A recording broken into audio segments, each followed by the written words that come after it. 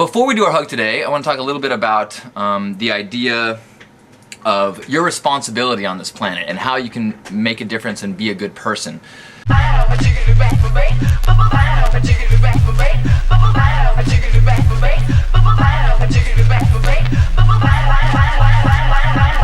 We get caught up in these battles, these wars, whether they're emotional, whether they're spiritual, whether they're political, whether they're ideological, whether they're religious, and all of these wars happen in that realm of where we are different.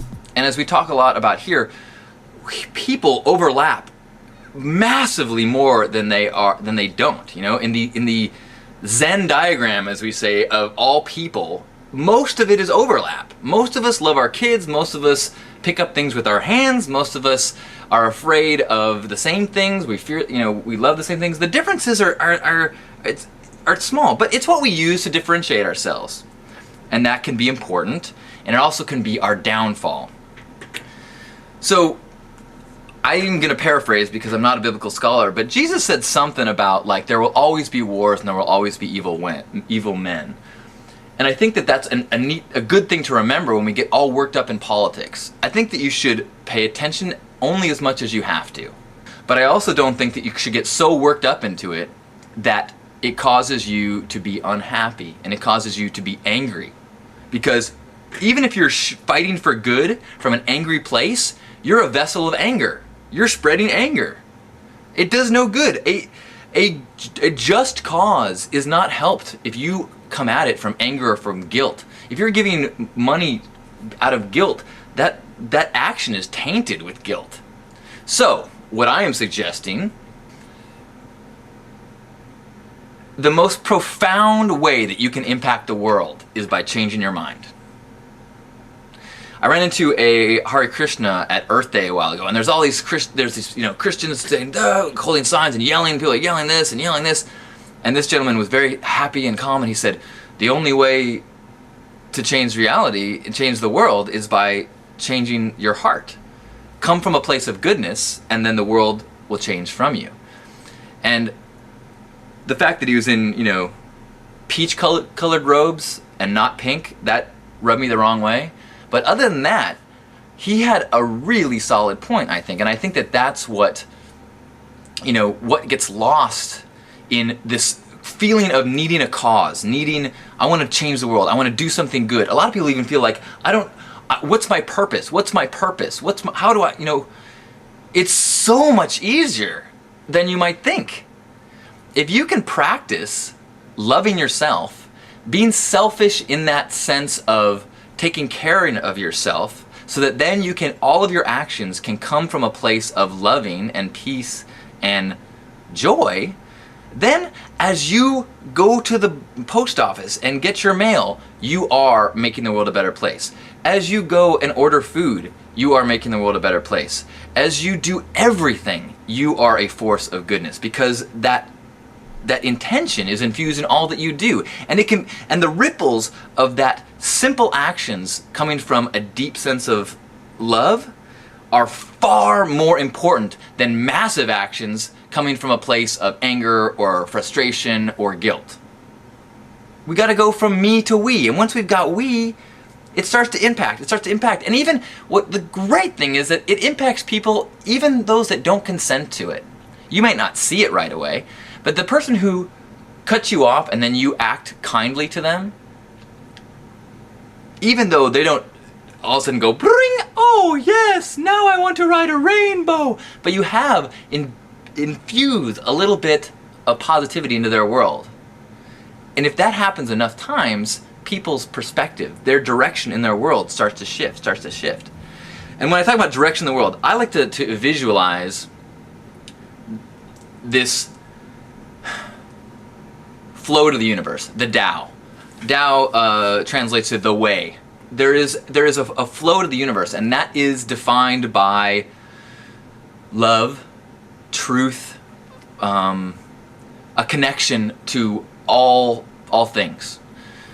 And it's a tough thing to define, and partially because I'm not, while I am of it, I also seek to understand it, like us all. And I think that as we get more in line with love, as we get more in line with connection with, you know, fellow people on the planet, fellow everything, once we start to feel like the feeling of separateness sheds, is when we get more in line with that flow. And when we get in line with that flow, the closer we are to it, the more effortless life becomes. The more things seem easy, the more our blessings seem more profound, the more every interaction becomes like this joyous miracle. And I think that's what a state of enlightenment is when you are into the flow, and the ego of you, of your personal identity, and the things that are different about you, you lose your sense of that's what I am, is that differenceness, and you start to go, oh, I am a part of this flow. And then when you're part of that, everything you encounter is a blessing to you. There is no wrong. Personally, I'm not there yet. I doubt I ever will be. But I like the idea of constantly getting back in alignment with that flow. For me, I know that certain people and certain events and certain experiences, I can tell when the flow gets shifted back in. I can spend a few minutes with my nephew, this little kid, you know, and it's just like, wham! You can see him just like, woohoo! Like riding a boogie board down the flow. Wah-ha-ha! And so when I spend time with him, it's like, right. Burning Man is another one for me. Like, I feel like when I go to Burning Man and I see all these people, this incredible number of people that are more in tune with that flow than I experience in the default world, just being around all of that makes, it's almost like I can see the flow. And it realigns my path, so I'm going more in the direction of truth. And like I said, while some people, it's really easy to yell and say, well, that's selfish. Oh, you're not working to change the world. I disagree. I think that when you are working to get in alignment, you are working to change the world. And even if you do nothing in terms of marching or making a sandwich for the homeless, you are still on the path towards making the world a better place. I think what we'll also find is that as you get closer into alignment, you find yourself drawn to do those things. And you do them from a place of love. You do that from a place of connection, which is way different than doing it from a place of guilt or frustration or obligation. So I hope that, I'm sure that could be interpreted as a way of like, cool, selfishness will fix the world. Yes and no. I think that if you can get selfishness, not in the sense of get mine before they get theirs, but selfishness in the terms of find my healthiest true self, which is a consciousness that is not defined by how different I am from other people, but is defined by feeling blessed to be a part of this whole, then that selfishness, that whole concept of selfishness falls away, and you become just one piece of a massive, wonderful system. And so as your actions are driven from that place, you make the system better. Does that make sense? If it does, I'll be shocked. Belief Buffet is an assortment of ideas, whether spiritual or self-growth oriented, that are laid out with the option to taste it, see if you like it, without any pressure whatsoever. If you like it, fill your belly with it. If you don't like it, spit it out.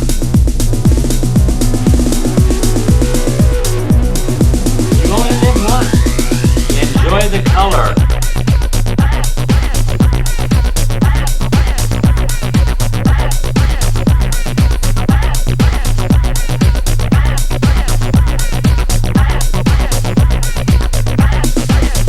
You only live once.